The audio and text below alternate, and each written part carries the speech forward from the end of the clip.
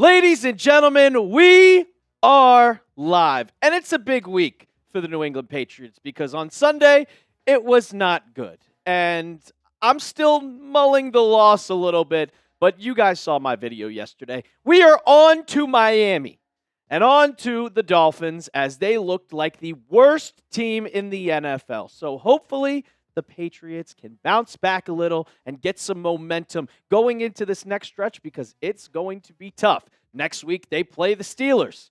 And then a week after, it gets even tougher and tougher and tougher. We got 3 segments for you on today's show, as always. So go ahead as we start every single show. Shout out your city for me down in the comments section. I see you, Michelle. What's going on? Glad the mods are in the building. Nicholas Trill, Big Daddy Joe, as always, coming in from Camden, Delaware. Producer Jack, did you ship it out?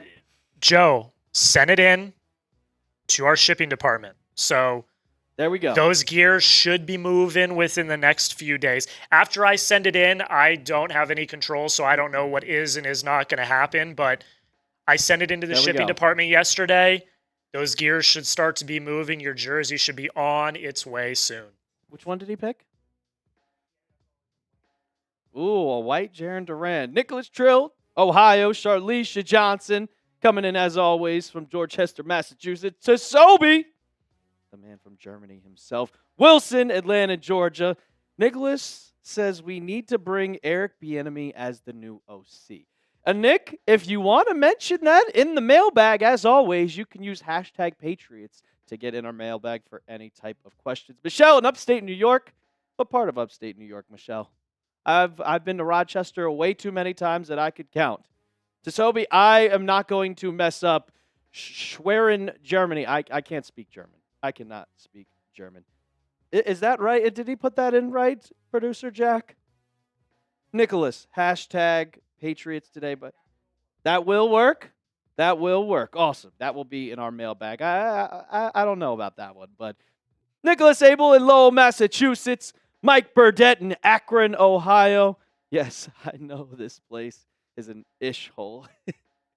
Hey, home of LeBron James. You're pretty much close to the Pro Football Hall of Fame, so I hope that you would go visit that.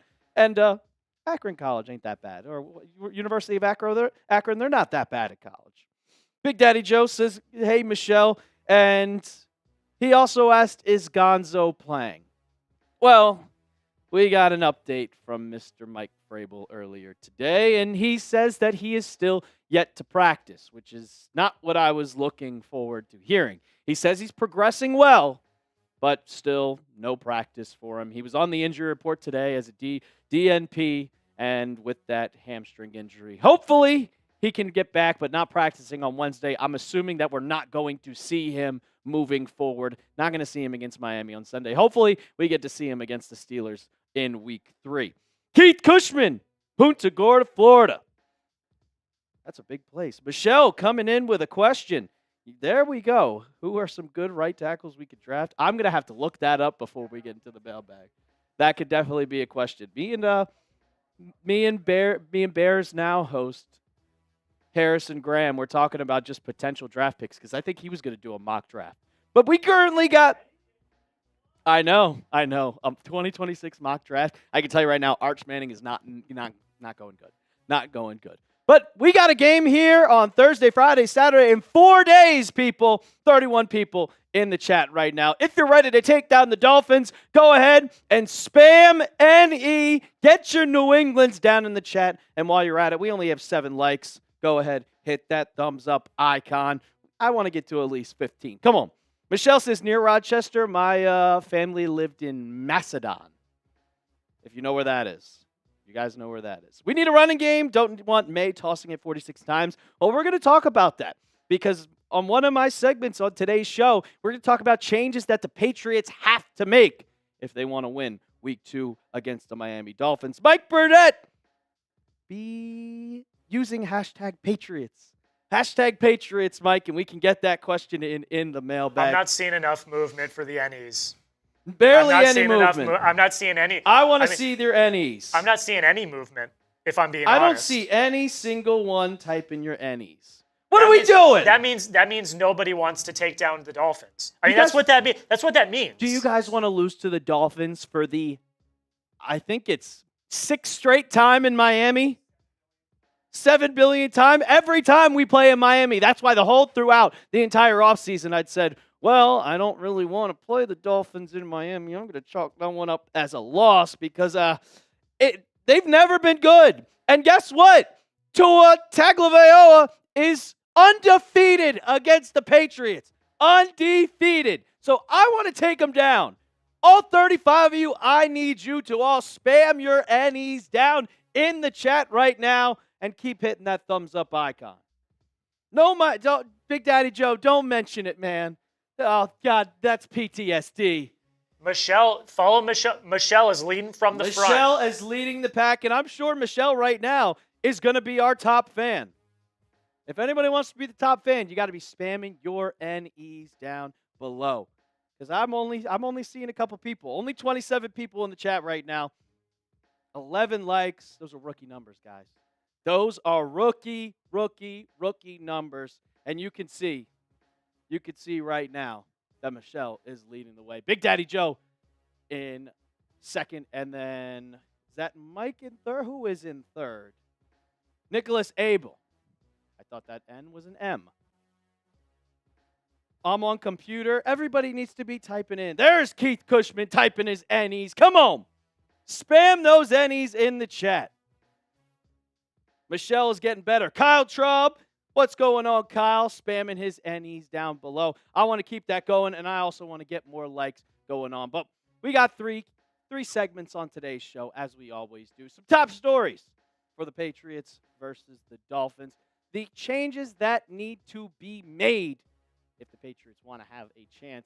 Then we got our keys to victory, our full preview of that game that's going on Sunday. Hopefully the weather isn't going to be super, super hot. I don't want a monsoon again like that we saw on Sunday. And then we finish it off with a mailbag, as we always do. Coco's Backrooms. I'm starting to get worried about Drake May. Should I be? Use hashtag Patriots. You could see that. But one game. Charlicia Johnson spamming her NEs. Kyle spamming his NEs. Pats Nation. We need this one, especially with the Steelers this week. We need this one. 1-1. Big Daddy Joe says, is this a must win?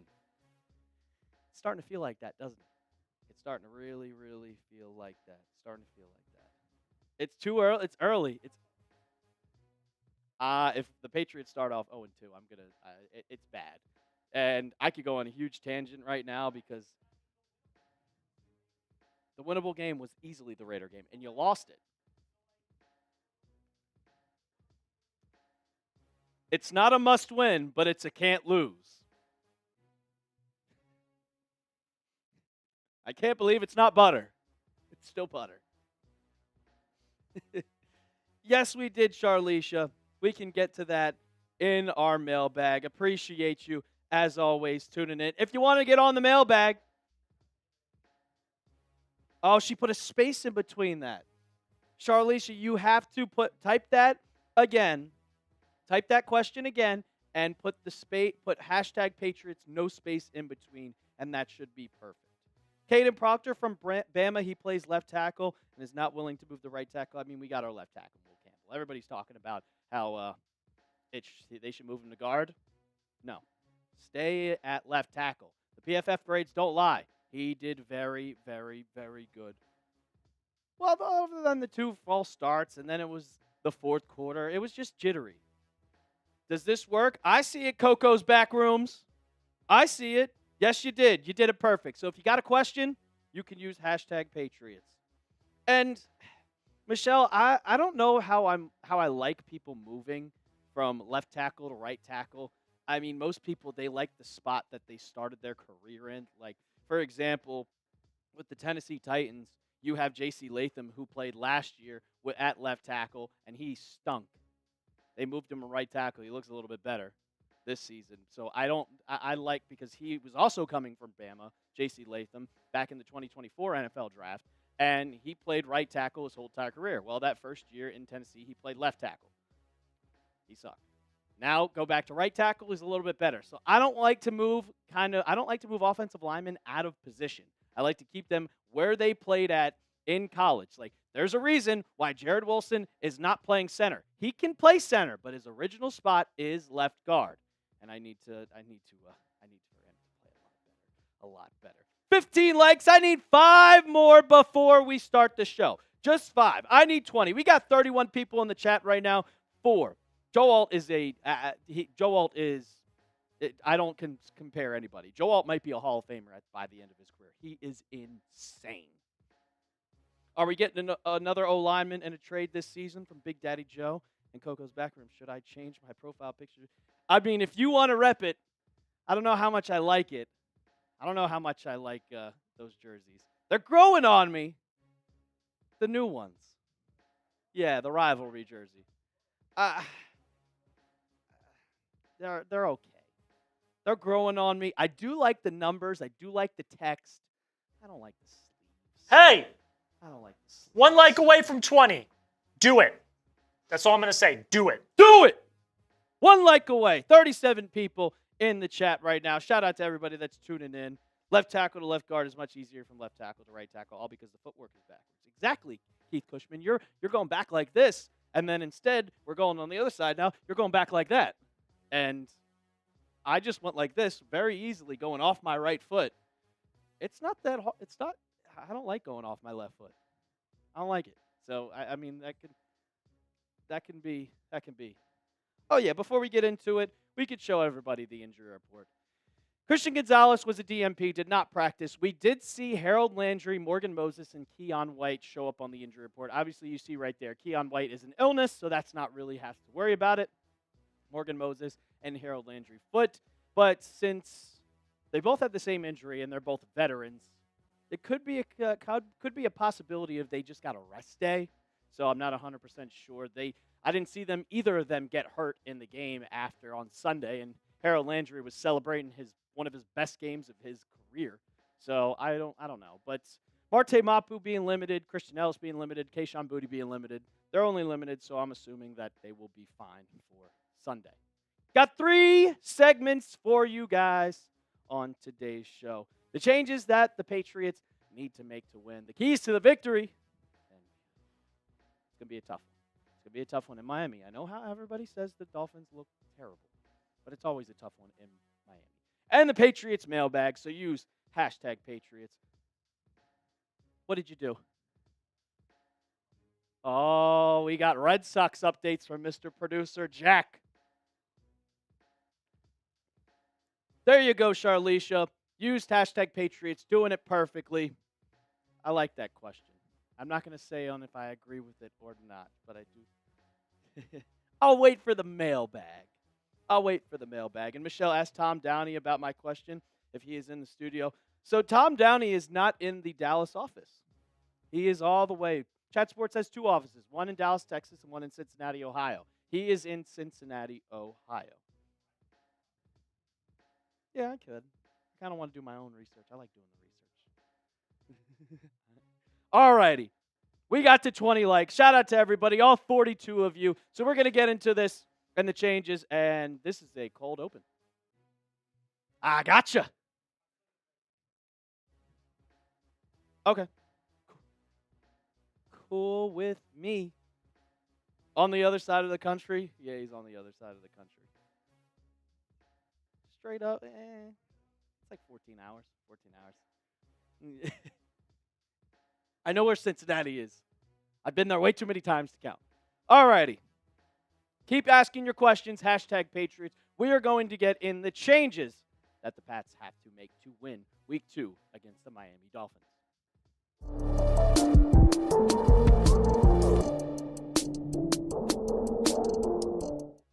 It was a rough Week 1 for the New England Patriots against the Las Vegas Raiders, and they are currently 0-1. Well, there are tons of changes that need to be made if they want to go 1-1 into the season, or, unfortunately, if they don't want to start 0-2. We're going to break all those down, but before we get into it, live on Sunday at noon Eastern, we will be live once again for our second watch party of the NFL season. And you could also, during that time, enter to win a Patriots jersey. So turn on your notifications right now, and also subscribe to the channel so you don't miss out on our watch party. Welcome into Patriots Today by Chat Sports. I am your host, Brett Alper, and the Patriots are going to need to make a lot of changes if they want to win this weekend against Miami in Miami against the Dolphins. Before we get into it, I thought I'd give you guys the injury report that came out earlier today. Head coach Mike Vrabel pretty much said that Christian Gonzalez is still recovering from his hamstring injury. Unfortunately, he did not practice today, and he's progressing, but I wouldn't expect him to see him on Sunday. Harold Landry, Morgan Moses, Keon White, Kayshon Boutte, Christian Ellis, and Marte Mapu all showed up on the injury report, with Boutte, Ellis, and Mapu being limited, and Morgan Moses and Harold Landry did not practice with foot injuries. Keon White is unfortunately sick. Hopefully he's okay. And I kind of think with the age of Morgan Moses and the age of Harold Landry that maybe this is just kind of all speculation, but hopefully that's just a rest day and they're okay and ready to play on Sunday. Let's get into the changes that need to be made. The first one, and this is a big one for me, and that is they need to commit to running the football. We saw in the first half they tried to make it happen, and it wasn't happening. And in the second half, they didn't try whatsoever. It was, hey, we're going to abandon the run game at all costs, and we're only going to throw the ball. 29 dropbacks with Drake May and only 2 rush attempts. And one of them was with Antonio Gibson. And I get it. Like, the Patriots, they weren't doing anything on offense. They weren't getting any movement with the run game. Ramondre Stevenson had a terrible game. Treveyon Henderson had an okay game. But just because you couldn't get it going doesn't mean you have to completely stop trying and completely abandon it and just say, screw it, we're not going to do it the rest of the game. Like, that is just not how football works. And that just helped the Raiders because they went, oh, they ain't going to run the ball. We're going to play it pass every single time. And that's why nobody can get open. But when it also comes to kind of just, hey, we got to be better, Ramondre Stevenson has to be better. And you could see those stats right there. 7 carries, 15 yards, 2.1 average. Like, 2.1 yards per carry is unacceptable. And we know that Ramondre is not the same player that he was back in 2022 when he rushed for 1,000 yards. And I'll give him kind of a little bit of credit that most of his 15 yards came from after contact. But when you look at the PFF run block grades from Sunday's game, Will Campbell played great. Jared Wilson was iffy. Garrett Bradbury was solid. Mike Owenu, not so much. And Morgan Moses. So, but if you watch the tape, you noticed that they didn't run the ball to the outsides at all. You saw Will Campbell. He was locking Malcolm Kuntz down until the fourth quarter. Why don't you at least try to run to the outsides? They didn't do that once. It was inside game and then just stupid pitch plays, and I hate that. So with no run game, the Raiders just absolutely focused on the passing plays. You saw not much blitzing. Everybody's dropping back into coverage, and Drake May, he had plenty of time to throw. He stood back there and had enough time to make a sandwich, but no one was getting open. And we saw, like, Kayshon Boutte had 4 catches in the first half. And what did he do in the second half? He had 2. It was not that much, but that was because the Raiders said, they're abandoning the run game. We're going to abandon the run defense. So you got to at least attempt to run the ball and give Henderson more carries. Come on, man. Come on. What is the biggest change that you guys think the Patriots need to do? Is it you have to completely get the run game involved? Because another thing, if you have a run game, you can set up play action. We saw Hunter Henry catch a couple good passes at the beginning of the game and then just completely kind of phased out because play action wasn't there. So go down in the comment section right now. What's the biggest change that the Patriots need? Second one, play the rookies, man. I am tired of hearing, I know it's only week 1, but I am tired of just hearing, oh, they got to just kind of ease them into the game because it's a big difference between college and the NFL. We did not see the rookies on the field at all, as much as we should. For one, Efton Chisholm barely played. And I'm excluding Jared Wilson and Craig Woodson because they are starters by default. The Patriots did not have a good left guard, and that's why Cole Strange is now on the Miami Dolphins. And for some God-forsaken reason, you cut Jabril Peppers, and now he's in Pittsburgh. Well, who do you play the next 2 weeks? Miami, Pittsburgh. But that's off topic. Get back to the rookies. Kyle Williams only saw 7 snaps, and Treveyon Henderson only saw 25. When you look at the snap, all the snap counts for every single player, They got rarely any. Stephon Diggs only played 40%, but that's an excuse. He's easing his way back into the game. For Kyle Williams and Treveyon Henderson, I wanted to see way, way, way more. And with Matt Collins, you could see right here, he got 38 snaps on offense on Sunday and 1 catch. 2 targets, by the way, for 3 yards. You're telling me Kyle Williams wasn't going to be able to do the same exact things? Like, we knew that the Patriots' problem was that they did not have a deep threat going into the draft.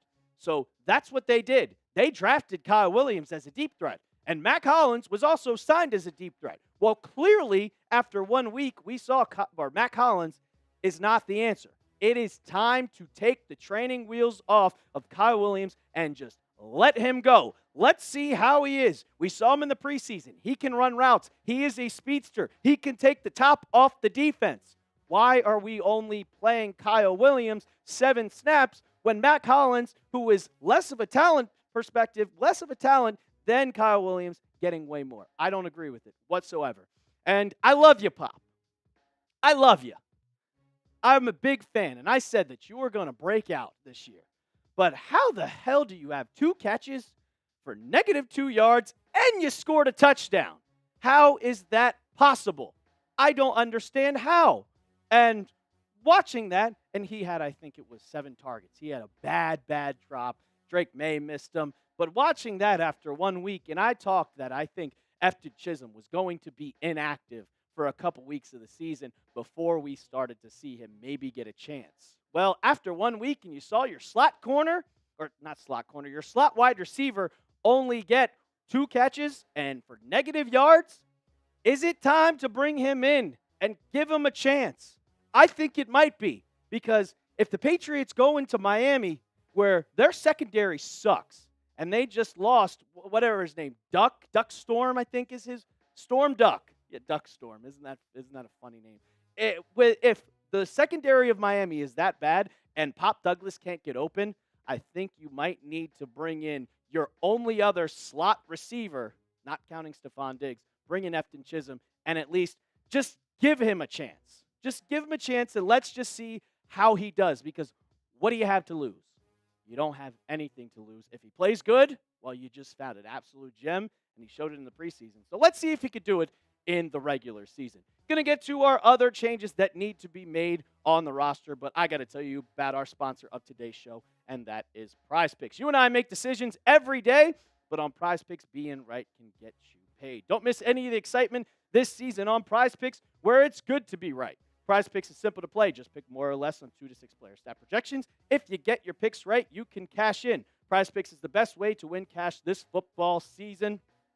Which players are going off? Which ones aren't? Make your picks in less than 60 seconds and turn your takes into cash all season long on Prize Picks. You can make a lineup, and right now, Prize Picks is giving you a max discount on Travis Kelce. Just needs 1 receiving yard.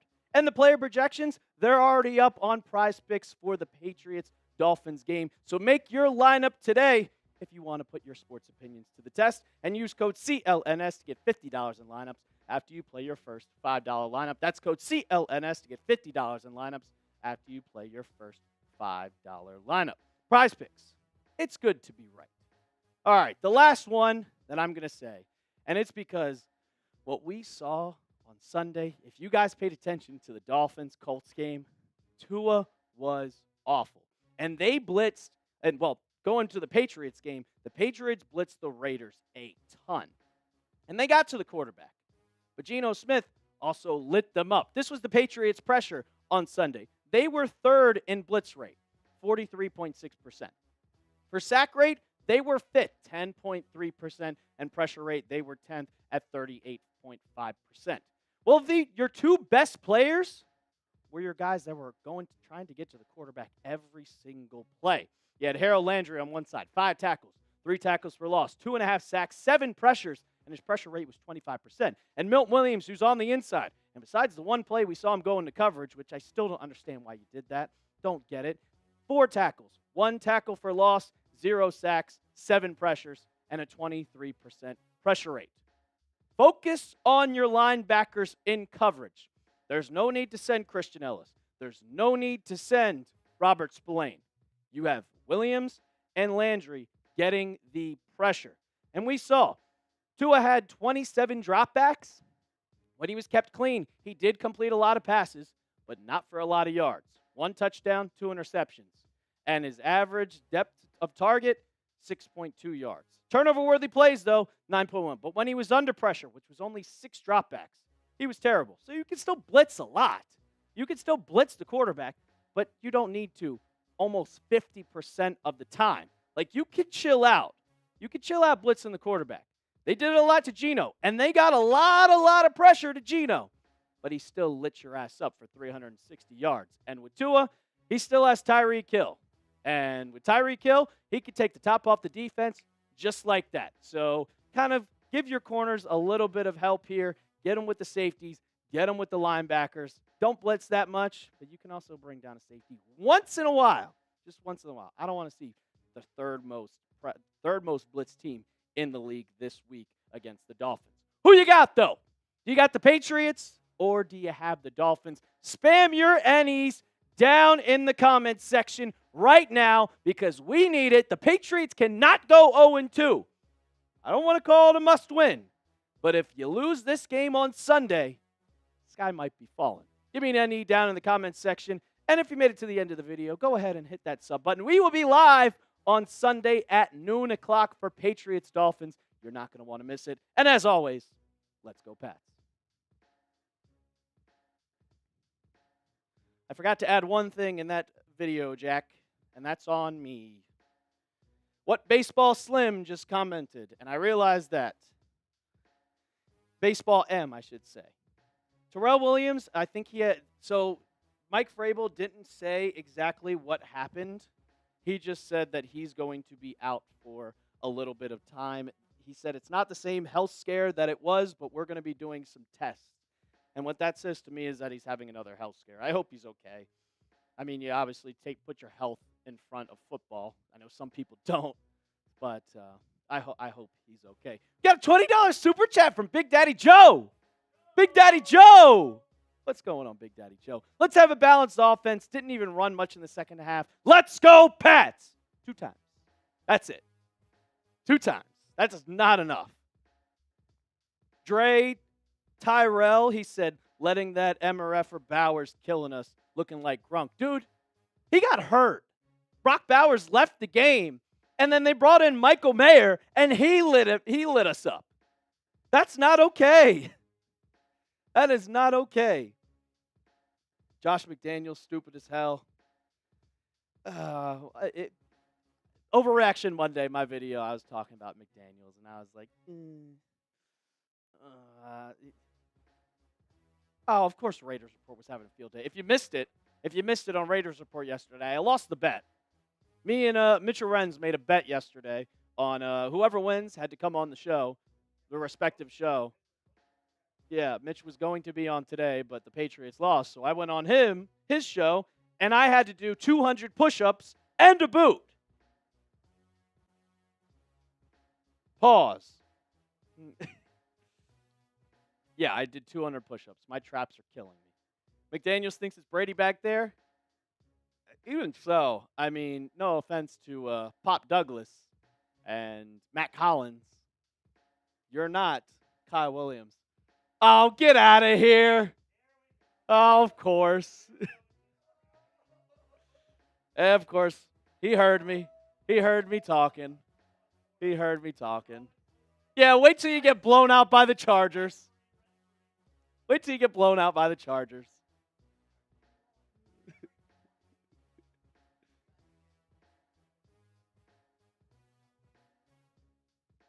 He says every $20 super chat that we get in the next 2 minutes, he's doing a beer bomb. So let's see. You hear that? I don't want to hear that. Let's punish this man. He's being a very oh, excuse me. He's being, as you would say, a sore winner. And I'd probably be talking. Oh yeah, for sure. You'd be a sore winner too. Let's make him drink. $20 super chats, any in the next 2 minutes. So until 5:32 Eastern. Till 5:32, He'll do a beer bong for every $20 super chat. Big Daddy Joe, he didn't see it. He did not see it. No, he wasn't looking at the chat. He wasn't Big looking Daddy at Joe. the chat. He was too busy with his theatrics. Came in, talked his trash, and then ran out. Yeah, he's running away because he's scared of a challenge. Raiders aren't getting that many points. I can't believe it. I think they're 3.5-point underdogs against the Chargers. Yeah. Yeah, I know. It's kind of funny. I'm just like, I mean, that just tells me I am going to take that easily. I'm going to take that easily. And I have to send you, I'm going to put this in for you, Mr. Jack, because I saw what we did during the sponsor read, and that's on me. So I'm going to do that right now. But you like that sponsor read, don't you? You enjoyed it. Oh! Shout out to Big Daddy Joe. What is going on here? Post image is working. There we go.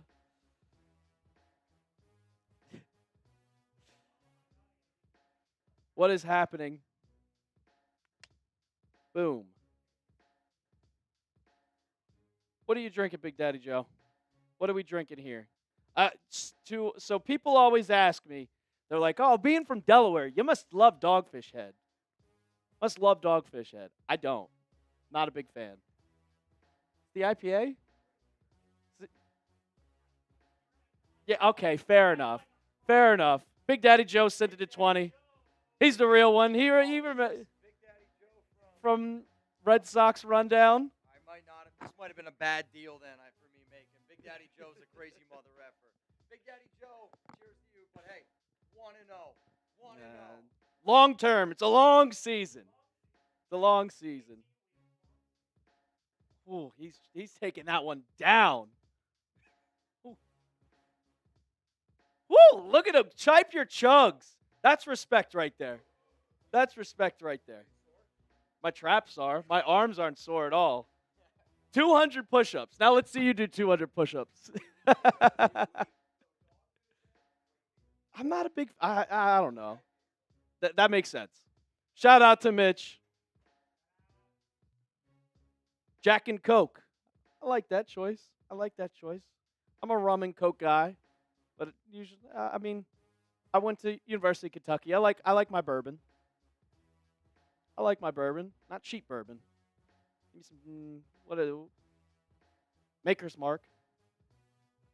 I like my Maker's Mark. And my Woodford. Woodford is good.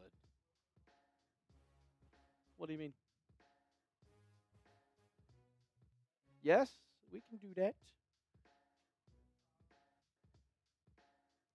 Shout out to everybody that's still in the chat right now. 45 people. Keep hitting that thumbs up icon. And if you got your questions for the mailbag, hashtag Patriots. See Nest4 saying the Patriots need to keep it vanilla. Use the personnel for what they're good at. Stop with the cute mind chess BS. I didn't see that much of trying to do too much with the offense. I didn't see that much. It was kind of very generic, and I think that's why it was really iffy. I mean, there was one trick play the whole entire game, and that was, hey, we're going to line up for a tush push, and we're going to have Treveyon Henderson on a jet sweep route and then go to the left.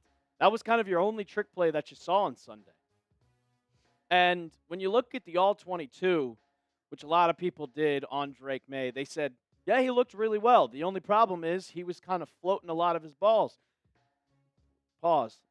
Is Justin Simmons still a free agent? Is he? Yes, he is still a free agent. Oh, my God, Big Daddy Joe. No defensive tackles going out in the pass coverage. I still can't believe it. I understand. Did you miss that? I did a whole short on it. Yeah. So it was on the 3rd and 11 play when Trey Tucker scored the first touchdown. And they decided, all right, we're going to blitz Keon Ellis. I just mixed Keon White and Christian Ellis. We're going to blitz Christian Ellis and Robert Spillane and kind of like a trickery. And we're going to drop Christian Barmore and Milton Williams back into coverage. So on the touchdown play, you just see the two linebackers blitz the outside with Harold Landry and Caleb Von Chase on.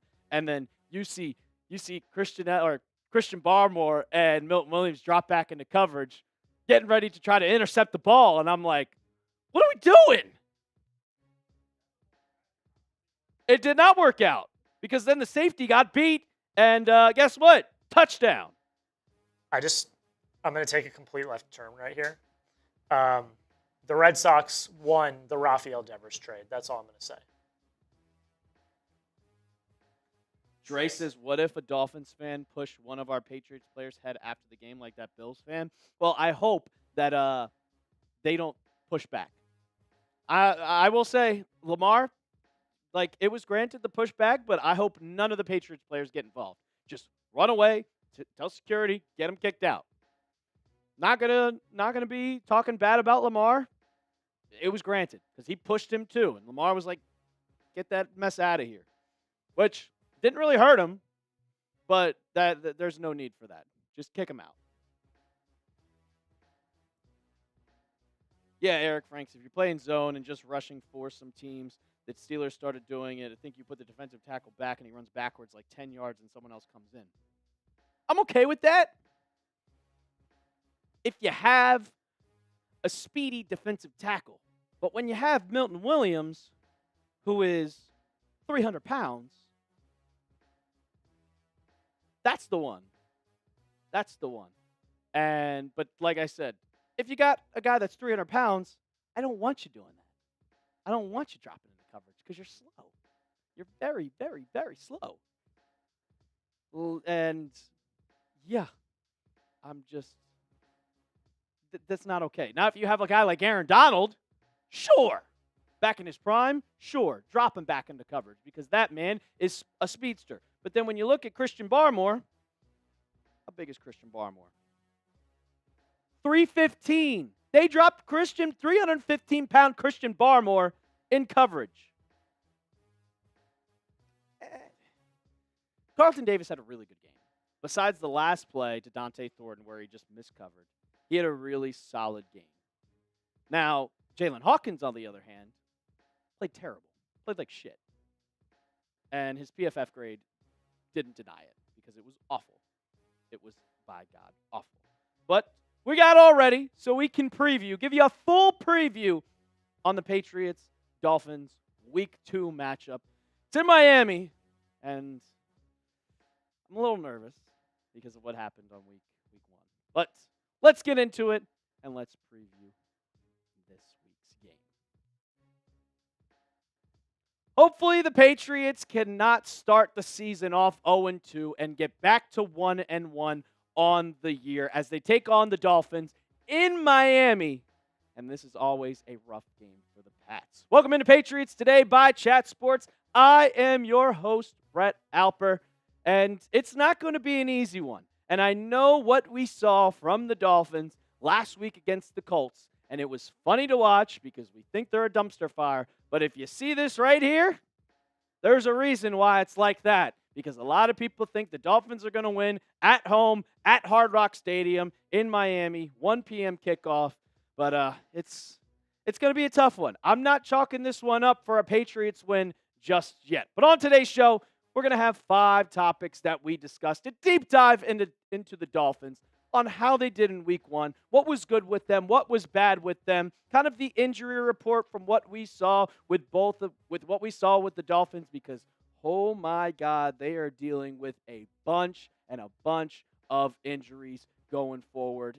I think that this actually helps the Patriots more than anything because they're missing 2 of their starters and a bunch of their players in the secondary. Next, we got the keys to victory on exactly how the Patriots are going to win this ball game. It's going to take a lot. And then I'll give you guys my score prediction at the end of this show. It's going to be a tough one, and I'm looking forward to it. My confidence is getting back up. It was at the bottom of the totem pole after week 1 against the Raiders. But it's getting back up, and I want to get some good vibes here. So, like me, give the good vibes to the Patriots. Go ahead, hit that thumbs up icon, and before we push that jack, it was 33-8 for the Colts over the Dolphins. 33 Colts, 8 for the Dolphins before we go and push that graphic over. There we go. It was an ugly loss for the Dolphins, to say the least. Tua Tagovailoa, 14 for 23, 114 yards, 1 touchdown, 2 interceptions. Tyreek, the cheetah, what we usually thought they always kind of goes out for 100 in the first week of the game. Last year, he had a little bit of legal trouble, but Daniel Jones lit them up, 272 yards. And Michael Pittman doing Michael Pittman type things, 6 receptions, 80 yards. It was a terrible, terrible, terrible game defensively, offensively. But let's start with the offense. Like, they only had 211 yards in this game. It was 30th in the NFL. All of these stats, you could see 133 passing yards, 78 rushing yards, and they only scored 8 points. All bottom half the league. They were solid on third down. Let's make a little positive on this note. But we got to go and talk about Tua. And I can't say his name right. Tua Tagovailoa, 14 for 23, 114 yards. I think he threw an interception on the opening play of the ball game. And he did throw a touchdown. They finally scored towards the end of the game where it was like, all right, the sky isn't falling. But going into this year, it was kind of like a make-or-break season for Tua, for Mike McDaniel. And also, you have all the trade talk rumors about Tyreek Hill. And I was kind of looking at this team, kind of looking at who their playmakers are, specifically offensively and defensively. And you have Tyreek Hill. He could take the top off at any point. Devin Achan, however you want to say his name, solid running back. He has a quickness of speed. Hasn't been himself to what we saw during his first year in the NFL, but he's still a solid back. And then they also traded for Minkah Fitzpatrick, and that's your one guy in the secondary that can also make a big impact on the game. Well, defensively, this is where the Patriots can really, really take advantage. 418 yards total for the Colts on Sunday. 262 yards from Daniel Jones. The rushing yards, 156. We saw the Patriots only rush the ball 2 times against the Raiders, which is a big problem. If you see that number, you have to rush the ball. And then the Patriots, I don't think they've scored over 30 points since that Browns game a couple years ago when Bailey Zappi was the quarterback. Could this be the week where we finally see the Patriots get over 30 points? I sure hope so, man. But you got to take advantage of this weak team. This is not your Dolphins from 3 years ago where they're scoring 70 points on the Denver Broncos. This is a completely different team. This is not the team that we saw play really, really, really good, get to the postseason. This is a depleted team, and it feels like that the NFL has caught up on the Miami Dolphins. Mike McDaniel is not that same coach that he was a couple years ago, that new and upcoming coach, that smart coach like Sean McVay. He's kind of fallen off a little bit, and everybody started to kind of get his kind of tell on how this game is and how he coaches. And now he's on the borderline of the hot seat where he could get fired. He is very, very, very close to being fired. And I think if the Patriots win, and if the way they win, like the way the Colts did on Sunday, we could be seeing him fired, and then we get to laugh at the Dolphins a lot more. Going to break down some more of keys to victory and what the Patriots are going to need to do in this ball game. But first, I got to tell you about our sponsor of today's show, and that is brought to you by PrizePicks. You and I make decisions every day, but on PrizePicks, being right can get you paid. Don't miss any of the excitement this season on PrizePicks, where it's good to be right. PrizePicks is simple to play. Just pick more or less on 2 to 6 player stat projections. If you get your picks right, you can cash in. PrizePicks is the best way to win cash this football season. Which players are going off? Which ones aren't? Make your picks in less than 60 seconds and turn your takes into cash all season long on PrizePicks. Week 2 player projections are already up, and I'm liking what I'm choosing. Kayshon Boutte, the more. Just 1 rushing or receiving touchdown. And Tua, I didn't like what I saw from Tua last Sunday. Give me the less on passing yards, 236.5. And then a max discount from PrizePicks. We saw it last week with Dak Prescott. They're doing it again this week with Travis Kelce. The more on receiving yards just needs 1. You can make a lineup just like that one when you download the app today and use code CLNS to get $50 in lineups after you play your first $5 lineup. That's code CLNS to get $50 in lineups after you play your first $5 lineup. PrizePicks. It's good to be right. All right, let's take a look at just kind of what the injuries are for the Miami Dolphins heading into week 2. And you see Storm Duck and James Daniels, they're expected to miss weeks per Mike McDaniel. Austin Jackson, he needs further evaluation, and Benito Jones is considered week to week. Dolphins are down at least 2 starters entering week 2, and possibly more, which helps the Patriots. That involves the secondary, that involves the linebackers, that involves the offensive line. These are guys that the Dolphins really need. But then when you look at the Patriots, well, they're going to be with Zach Kerr as their main defensive coordinator. Currently, he is the linebackers coach. But you see right here from Mike Vrabel, Terrell Williams will be away from the team for a few days. Unrelated to the incident from March, something that just came up. The plan is to run some tests. And then from Chad Graff, Mike Vrabel also talked about in his presser that the Patriots don't expect All-Pro Christian Gonzalez to practice on September 10th. And with that, he thinks that it'd be surprising that if he plays Sunday in Miami, hasn't practiced since July 28th with that hamstring injury, it's doubtful to practice only twice and then play against Miami, where I'll be honest, it is way, way, way too hot to be playing at that point. And when it talks about Christian Gonzalez, start to get very, very, very concerned about this. Like, I would put it, when it first happened, Jordan Schultz kind of talked about he'll be ready for week 1. Well, Jordan Schultz, you were wrong. I'm at a DEFCON 3 at this point with Gonzo. I think it's going, we don't know how a hamstring injury is. And it seems like Vrabel is getting more and more and more kind of anger and just annoyed with how long this is taking, because he can be one of your main guys. And it's very, very upsetting to see, because you need him out there, man. You absolutely need him out there. And with the Patriots cornerback depth chart, I see DJ James is on there. DJ James was cut. But when you kind of look at who they are, you need some depth. Because DJ James was released on Tuesday, and they talked about it where it was like, hey, who are you going to sign? And Vrabel was like, well, we don't know yet. Well, I kind of thought that meant, hey, maybe Christian Gonzalez will practice today and he'll be healthy. No, that is not the case. So after, you have Carlton Davis, you have Marcus Jones, you have Alex Austin, Charles Woods, who they claimed off of waivers right after waiver day, after cutdown day. It seems like he could be that guy that steps in. Maybe they like what they saw. But DJ James, he only played like 5 snaps against the Raiders, and he was that camp standout. He was that preseason standout where I predicted that he'd make the 53-man roster. Well, he did, and then a week later, he got cut. So I like having a lot of depth at corner, because the cornerbacks in the secondary did not look good. Didn't look good at all throughout the entire game on Sunday, especially the safeties. But that's neither here nor there. We're talking about the cornerbacks here, and I hope Christian Gonzalez is hurt.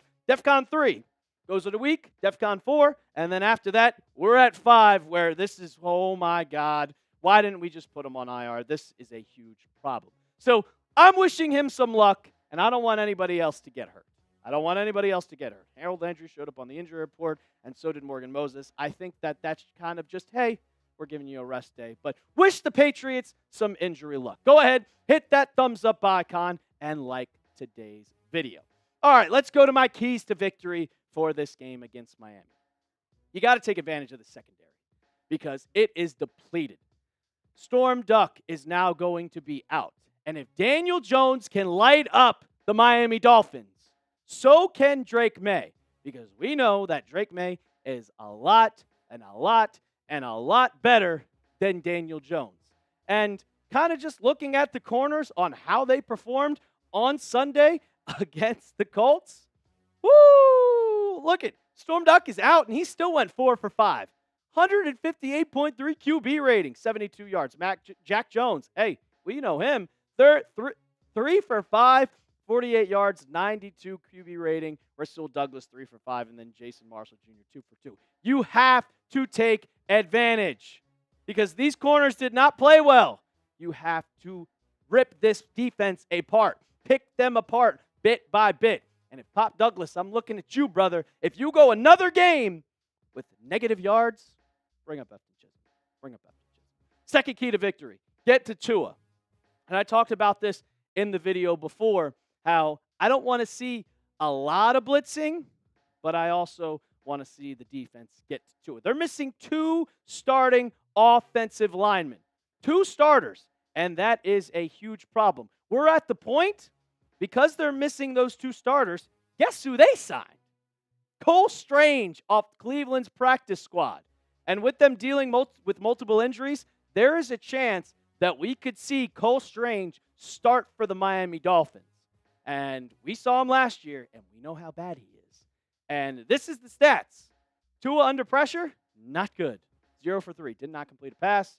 Turnover-worthy plays, 33% of them.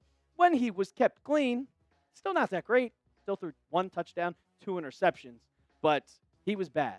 And the Patriots, with their front 5, with their front 7 of Harold Landry, Milton Williams, Christian Barmore, Kayvon Chason, you can get to the quarterback. You see these stats right here.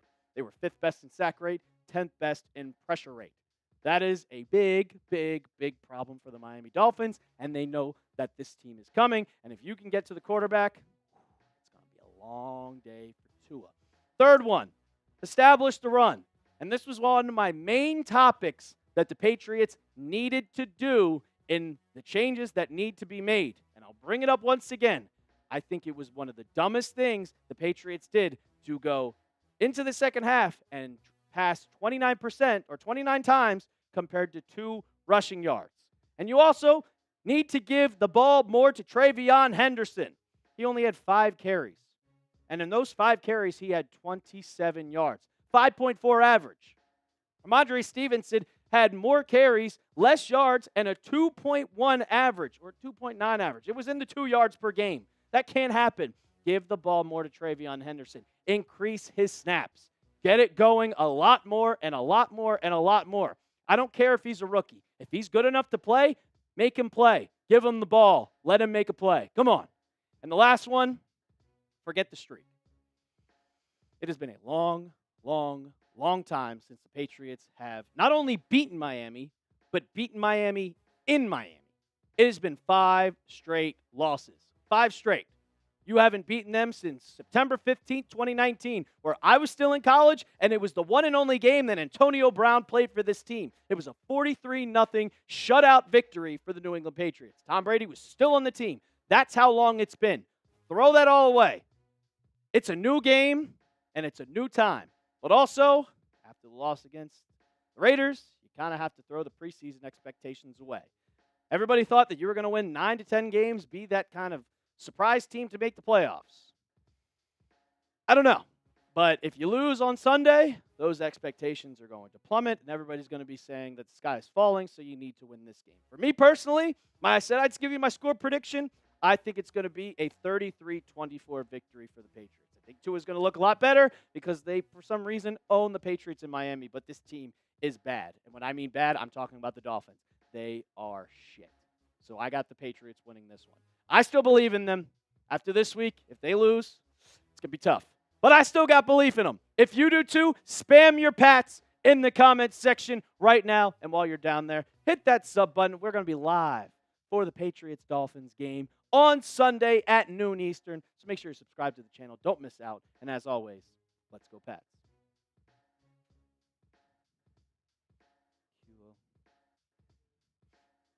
I'd settle for over 20.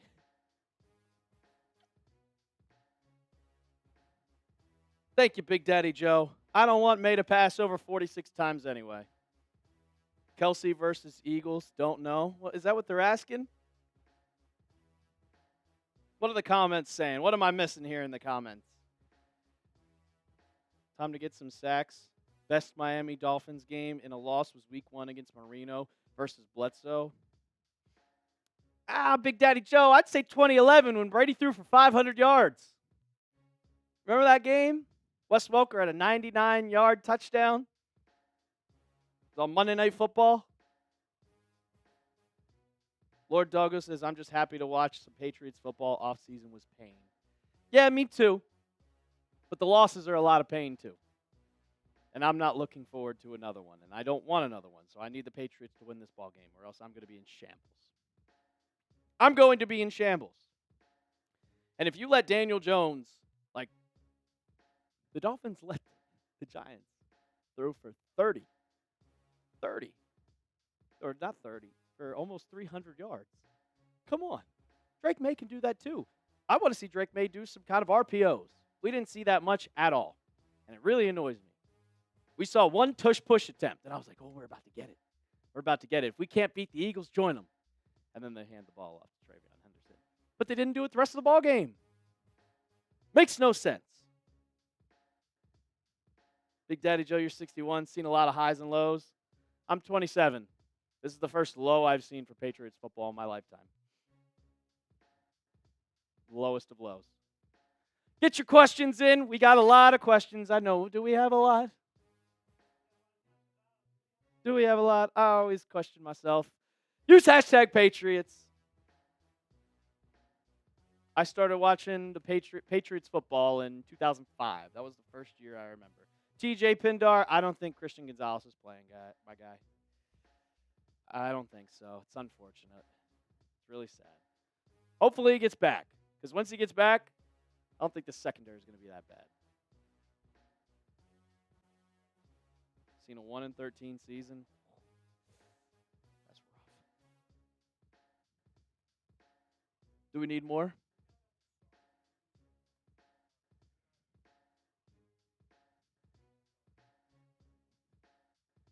Yes. Yes, headless face man. Yes. For the plot. I think DJ James is going to sign back with the practice squad. That's just me. Lord Doggo. I might have that question in the mailbag. I do. We could use your question, though. Yeah, the Chiseler. Come on. You're supposed to know that. Quit effing around. Quit effing around. The Chiseler. I mean, you couldn't just... I mean, I've just heard everybody call him that. Big Daddy Joe, the Chiseler. I've heard Chisholm. I've heard the Chiseler.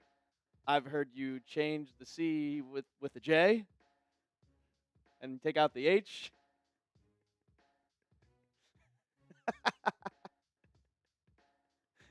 He's shaking his head. Oh my! I've seen so many.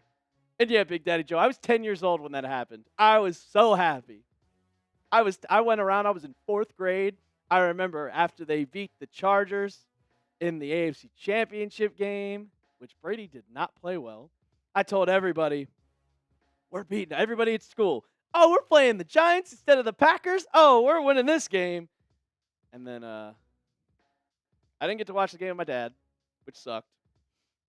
I had to watch it with my mom, and she's like, why are you crying? And I'm like, well, they just lost. 10 years old. That's a good question, Lord Doggo. And we have the stats for it, so we could bring that up. But yeah, it was. And then 2008, my 5th grade teacher, he was a big Patriots fan, and we were all hype. And we were like, oh, we get to run it back, and we get to talk Patriots football all year long. And then Brady tore his ACL in the first game.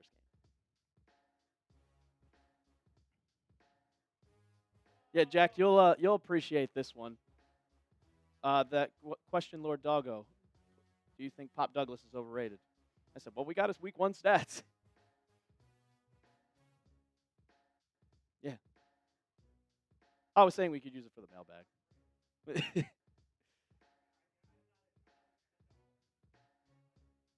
Not an NFL expert, but that you scored a touchdown, you have negative yards. That's bad.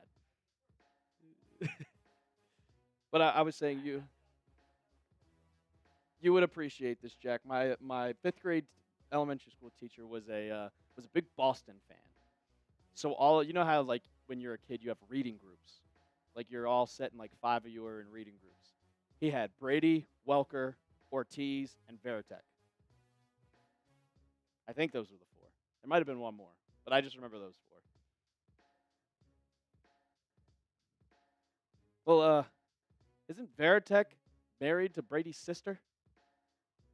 Isn't Jason Veritek married to Brady's sister, or am I tripping? Do I know my sports? Do I know my Tom Brady? It might be.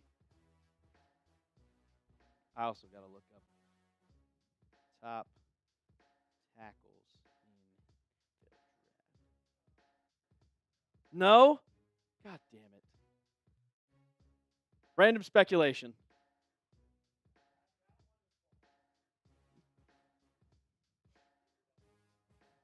I know it's a Red Sox.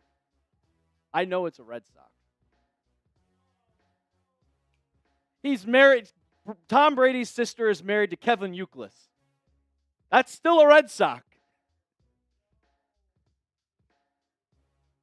2011 Bruins with Tim Thomas. Matt Marchand on that team? By the way, just a little update. Top 9. Sox down by 1. He's definitely safe. David Hamilton tries to steal second. He gets called out. They're reviewing the play. I think he got in. Sox are on the verge of losing, but they could sweep. I think he got his hand in before he got tagged. Only we could show you. We can't. I know we can't. I got to show you the comment I got earlier today. I got to show you it when we're done with the live. I sent it to Brett. I was like, this is hilarious. So the game was on YouTube on Friday. Yeah. One of the big YouTubers actually got to show it. Like Grossi or whatever his name is. If we would have showed the YouTube game on YouTube, is it still? It's still, yeah. Wow. Unless you get because you're not getting express written consent. Yes, from the exactly. NFL? You're broadcasting a game without the approval of the NFL. You need to get express written consent from the NFL and NBC to broadcast this program. Well, it's copyright. They confirmed the call. What are we doing? He got his hand in. I guess not. Alrighty. Oh man, that's a dagger, man. Now you got none on. With no. No, actually he was out. None on with one out. All right, let's get to our mailbag. We talk way too much on this show. You're wearing an F1 hat. Hey, my boy won the Grand Prix on Sunday. I'll wear my 2011 hat tomorrow. How about that? 2311. All righty. We got our mailbag to get into. You could still get your questions in. 40 people still in the chat. So if you're enjoying yourself and you got a question about the Patriots, use #Patriots, or you could super chat to get on the show. But I'm going to answer all of your questions before the Patriots-Dolphins game. Welcome into Patriots Today by Chat Sports. I am your host, Brett Alper. The Patriots, they take on the Miami Dolphins this Sunday, and I thought, as always, give you guys a mailbag answering any questions that you have leading up to Week 2. If you guys weren't aware, it's in Miami. Sunday, 1 p.m. kickoff in Miami Gardens. And it's the game that nobody always looks forward to because it brings back PTSD of what happened in 2018. It brings back PTSD of the last 5 matchups against the Dolphins in Miami. Surprise, they're all losses. But I think that they can get this done. So go ahead. If you think the Patriots are going to win, predict the score down in the comments for me. I'm predicting a 33-24 victory for the New England Patriots. What do you guys think? Go down in the comments section right now. Mike Burdett, just really hoping we didn't draft Cole Strange 2.0.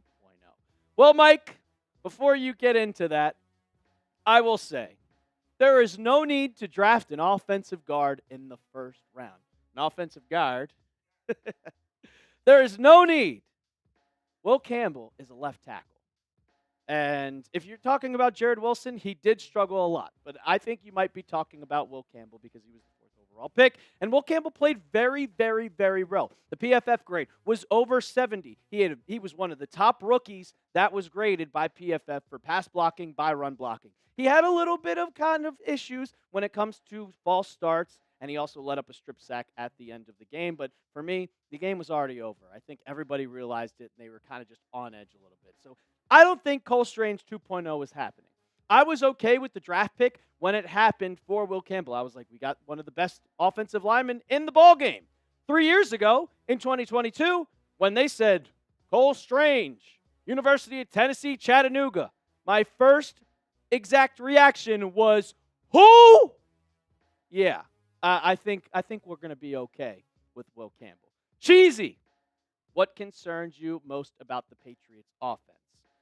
Well, I really liked what I saw from kind of the pass standpoint. I mean, Drake May had a lot of time to pass back there. He wasn't getting pressured a ton, but I was kind of concerned with the run game. I mean, you only had about 60 yards rushing the entire game. Ramondre Stevenson averaged less than 3 yards per carry. Treveyon Henderson didn't rush for a lot of yards. He only got 5 carries, but they completely abandoned it in the second half. They went 29 dropbacks and only two runs in the second half. You cannot do that. And why did they do that? Well, because they didn't have confidence in the running game. And if you don't have confidence in the running game from the coaching staff, what does that say about your running game? They obviously don't see it. So that would probably be my biggest concern. It was only 1 week, and I think that we're going to see this week. If the Patriots do not have at least 50, if they don't at least have 75 yards on the ground, and if they completely abandon it in the second half, once again, that is your biggest concern. But it's a long season. We'll see. I want to see Treveyon Henderson get a lot more carries than 5 because he was averaging 5.7 yards per carry. You got to give him the ball more. Let him make a play. Nicholas Trakillis. We need to bring Eric Bieniemy as our new OC. And I will say, I don't know for sure if Josh McDaniels is the answer. I don't know. I don't really know. And it's too late for that because you hired him, but Eric Bieniemy is not the answer. There is a reason why he has not been a head coach. There is a reason why I don't think he's in the NFL, or if he is, he's in college. Yeah, he's in college. But there has been multiple opportunities for him to get interviews over and over and over as a offensive coordinator and a head coach. And nobody wants him. There's got to be more to it. There's got to be more to it than just that. You said he was what? He's the running back coach for the Bears. But he's not an offensive coordinator. But there is a reason why he's had so many, he's gotten so many interviews, and he has never been a head coach. It's iffy with that one, and the Chiefs, I think they're doing just fine with their offensive coordinator without Eric Bieniemy. Beep Bop. One of my friends' YouTube names is Beep Bop Boop or something like that. Is it time to get really concerned about Christian Gonzalez? I hope not, but yes, it's time to start getting concerned about Christian Gonzalez. He hasn't practiced since July 28th. And when we saw that when he got hurt, he pulled up on his hamstring and kind of limped off the field. It wasn't like he needed to be carted off the field. He limped off the field. And he's also, every time we've seen him, it's been in street clothes, and he's been walking fine. But he has not practiced.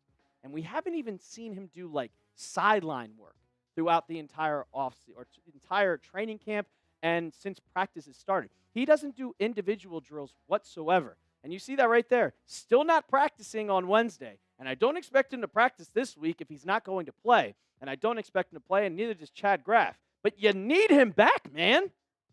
He's your best player on defense. I get Carlton Davis is great. And he had a little bit of lapses on Sunday, especially that throw to Dante Thornton. It was not good. But then you have Marcus Jones and Alex Austin, and then Charles Woods. And that's a problem. You just waived DJ James, which I think he's going back to the practice squad, hopefully. But you need Christian Gonzalez back, or people are going to take advantage of that. You have a 1A and a 1B with Carlton Davis. And now, when it's just Carlton Davis and Alex Austin, yeah, you're solid. You ain't Gonzo. So we need Gonzo back. And if he's not back on Sunday, we're going to see if he practices next week. If he doesn't, he's going to miss Pittsburgh game 2, and so on and so forth. He wasn't placed on IR, so the Patriots obviously thought that he was going to be better, but he's still not good, still not practicing. So I'm concerned. I'm getting real concerned. I said it in 1, DEFCON 3, so give me about a 7 scale. What's your level of concern with Christian Gonzalez? Scale it for me, 1 to 10, down in the comments section. Michelle! With Morgan Moses getting older, do you know of any good right tackles that we could draft to maybe replace him? Well, I was trying to look up just kind of some offensive tackles because obviously when you're covering the NFL, you have to focus on the NFL. But I haven't really watched a lot of college football to really get to grips with who exactly is going to be a top offensive linemen in the NFL draft. Like, it's going to take a while. I've only paid attention to Kentucky. Like, I hope that they're good, but I was paying attention mainly to just the Patriots. And I can get back to you. I will get back to you on who will be a good offensive tackle. When it comes to Morgan Moses, though, he's 35. I expect him to play maybe 1 or 2 more years. When it comes to the NFL draft, though, you drafted a left tackle. You could obviously go out and get probably a top free agent. But with the NFL draft for next year, if you want to go into anything for the Patriots that they really, really need, it's a wide receiver. If they have a good draft pick and it's probably like 10 to 15, go out and get that wide receiver. Get that number 1 wide receiver to pair alongside of Stephon Diggs and Kyle Williams. You could get this wide receiver core elite. Drake May, going to need another target. But I wouldn't really go with an offensive tackle just yet. Going to get to more of your questions coming up in the show, but I got to tell you about our sponsor, and that is brought to you by Prize Picks. You and I make decisions every day, but on Prize Picks, being right can get you paid. Don't miss any of the excitement this season on Prize Picks, where it's good to be right.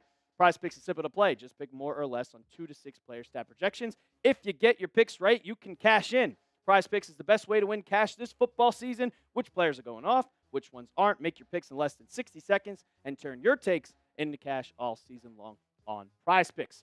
I got my lineup for this weekend, and it involves New England and Miami. And also, Prize Picks giving you a max discount for Travis Kelce. The more, just 1 receiving yard. And then I like what I saw from Kayshon Boutte. The more, rushing, receiving, touchdown, just 1. And Tua, woo! Not so fast, my friend. The less on passing yards, 236.5. You can make a lineup just like that one when you download the app today and use code CLNS to get $50 in lineups after you play your first $5 lineup. That's code CLNS to get $50 in lineups after you play your first $5 lineup. Prize Picks. It's good to be right. Big Daddy Joe also came in with $40 in Super Chats on our live stream on Wednesday. We need a running game. Don't want May tossing it 46 times. I'm okay with May tossing it like 35 times. He's got a cannon. He's got the tangibles to be a great quarterback. He's also got Kayshon Boutte, and I think Stephon Diggs is going to get more and more and more reps as we get later into the year, and he gets more comfortable with that knee. But you also need a running game. When you saw in the first half, they were running the ball, kind of set up a little bit of play action. We saw Hunter Henry get involved. Then the second half started. They completely abandoned the run, and your tight ends kind of disappeared. You need to have a running game to help the passing game. If the Raiders are just playing pass the entire game, it's going to be a lot hard to complete passes. Then, hey, we got to load this box up a little bit. We're seeing that Treveyon Henderson. We're seeing that Ramondre Stevenson is getting 4 yards of carry. We don't want it to be 2nd down and 6. We want it to be 2nd down and 9. So we're going to put some more people in that box, which helps the play action, which helps open the field for a lot more passing plays. I don't want to see May tossing it 29 times in the second half compared to 2 of runs. So I agree with you 100%, Big Daddy Joe. Charlisa Johnson, do you think we should start a new quarterback or let May play? It is not even close, not any second to think about letting go of Drake May just after 1 game. He threw for 287 yards. I think that's a career high for him. So I'm definitely on the May train. I know some people have kind of walked back a little bit after that game. It's his 2nd game of the season. He's a 2nd-year quarterback. He didn't even play the whole year last year. Take some time. It's going to take some time to develop.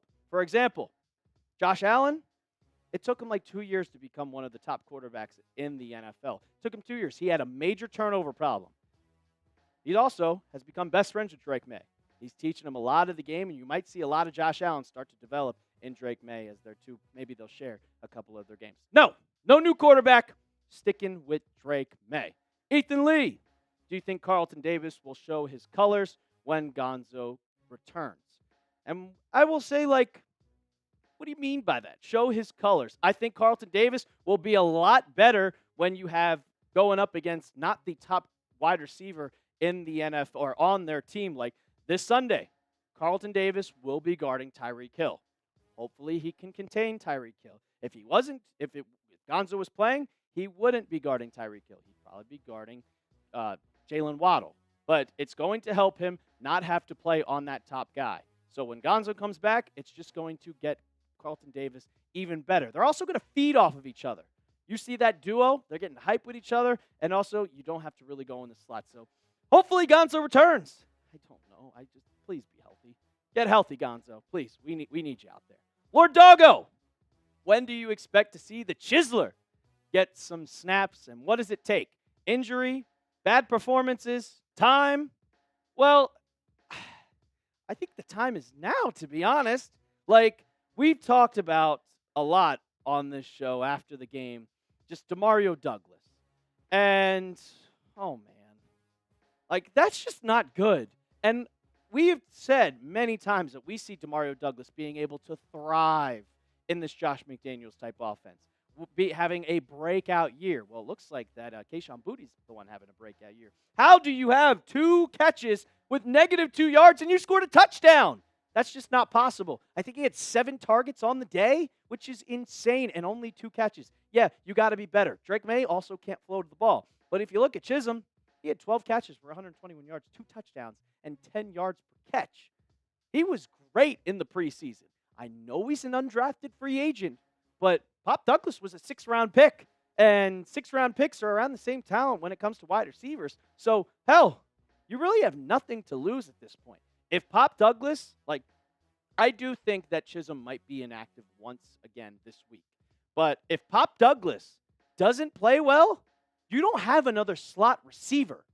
Efton Chisholm is that guy that takes over that spot. It's a little different when it comes to Matt Collins because Kyle Williams can jump into that spot. So can Kayshon Boutte.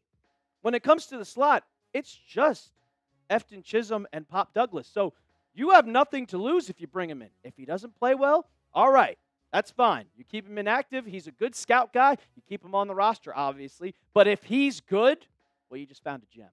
He's going to play the rest of the season and get better and better and better and help this team be productive. If Pop Douglas is out there catching 2 balls and negative yardage, what does that have to do? That's not going to do anything good. So put Efton Chisholm on the field. Let him just show what he's got. You have nothing to lose. I'll say it again and again and again. Let's just go out there and see it. Do you want Efton Chisholm to play on Sunday? Give me a Y for a yes or give me an N for a no. I want to see him out there. I want to see 86 out there. And also, while you're at it, we are going to be live for Sunday's game against the Dolphins. 12 o'clock Eastern time. You're not going to want to miss out, so hit that sub button. And as always, let's go Pats.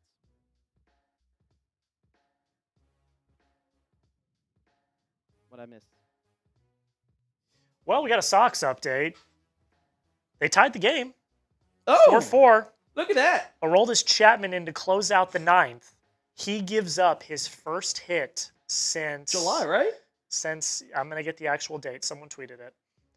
He basically had a perfect July game. 23rd. Yeah, he basically had a perfect game. It was a double to Shea Langoliers. Then someone just flies out to right. Langoliers is into 3rd with 1 out. Not looking great. All it takes is a fly ball for the Athletics to walk off the Sox here. Lawrence Butler up now. What's good time in the Buckeye? Glad you're here. Did you see me do the push-ups yesterday on Raiders? And of course, Charlicia, glad you asked the question. As always, we like those questions. It's a Red Sox watch party here right now. Oh man, I don't like this. Got a Red Sox watch party. At least they won the 2. Now I'm not saying they're going to lose, but at least they won the 2 that were at 9 p.m. Because I would have been livid if I stayed up till like midnight, 1 a.m. for a loss. So if they end up losing this game, at least it was not at 9 p.m. Lawrence Butler flying backwards out of play. 1-2 count on Lawrence Butler. If we get 2 outs here, this is huge. This would be huge for the program. Bruno says we have the most weirdest roster. What was that? We thinking that we were playoff contenders? Oh, man, I got freaking spoiled. Red Sox lose 5-4. Big Daddy Joe spoiled it too. Did he? He said on to New York and the Yanks. I didn't have the chat. I didn't have the chat up. Tim Healy, who covers the Sox for the Boston Globe, he's there, so he's ahead. Yep, there it is. Walk off. Sack fly or walk off? Single on the left. You won the series. That's all you could ask for. Have the Yankees played yet today? I doubt it. They probably play later tonight. The Mets played today. Yeah, it's brutal. Chapman blows his first. Well, it wasn't even a save opportunity because they were tied. Yankees play at 6. Yeah, Yankees play at 6. They are playing the Tigers though, so brutal. It's all right. You got an off day tomorrow. You head back to Fenway. You play the Yankees this weekend. So games on TV. I doubt it. Right, with college football back. I think it's Sunday Night Baseball. I would assume it is. I'd be shocked if it was not. Let me look. Yankees play the Red Sox. Friday's on Apple TV. No shocker there. Saturday is on MLB Network. Yep. Sunday Night Baseball on ESPN. Well, I'll be watching Sunday Night Football on NBC. I've got 3 TVs, so... 3 TVs? Have you not seen my setup? I posted on my story before. I got 1 big TV with 2 small TVs. Do I follow you? On Instagram? I would hope. I think. I follow you. I don't... Do you not follow me on Instagram? Are we about to out you right now? No, I do. Yeah. I do. There you go. I don't look at people's stories like that. I just go on Reels. Really? Oh, you just go on Reels. I thought you said Threads for a second. No, I don't go on Threads. I don't go on Threads. Alrighty. I'm scared for Sunday. I'm very, very, very, very scared. It's okay. I think we have to relax. It's only week 2. Haven, yeah. Guys, it's week 2. It's week 2. I did call you crazy because I did think you were crazy. It's the Raiders. Well, at home. It's like, that's why. If it was like the Bills or the Chiefs or the Chargers or the Broncos, I would have been like, yeah, this is fine. All right, we lost. Whatever. But you lost to the Raiders. The Raiders.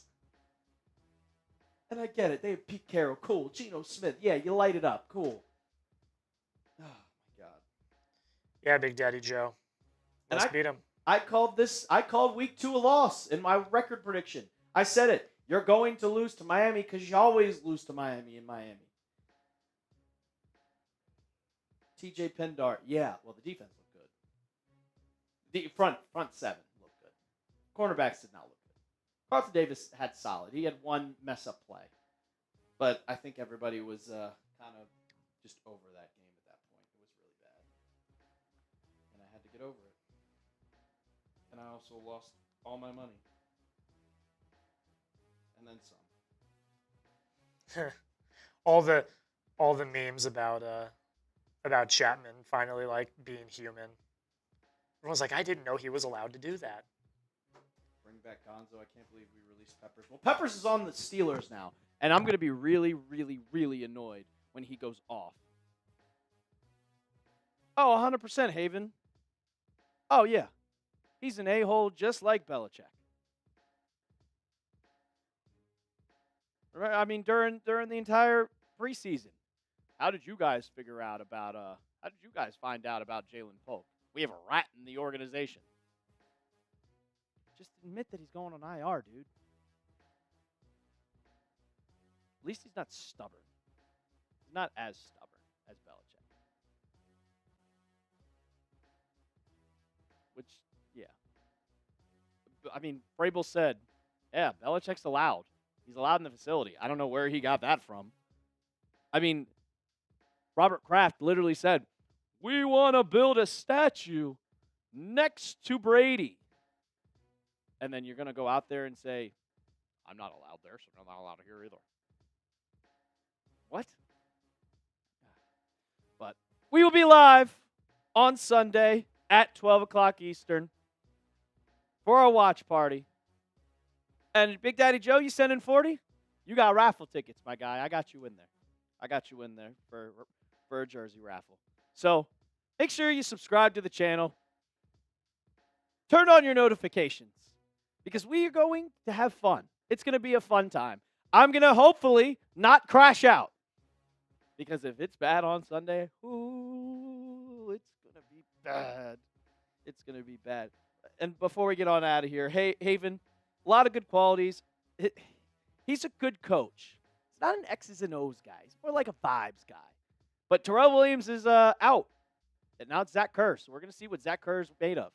Hopefully he's as good as a coach as Williams. And we'll see. The offensive coordinator, obviously Josh McDaniels calls the plays. Thank you, Big Daddy Joe, for tuning in. I got you with the raffle tickets. We will see you guys on Sunday, Eastern Time at noon for our Patriots watch party. So, as always, let's go Pats.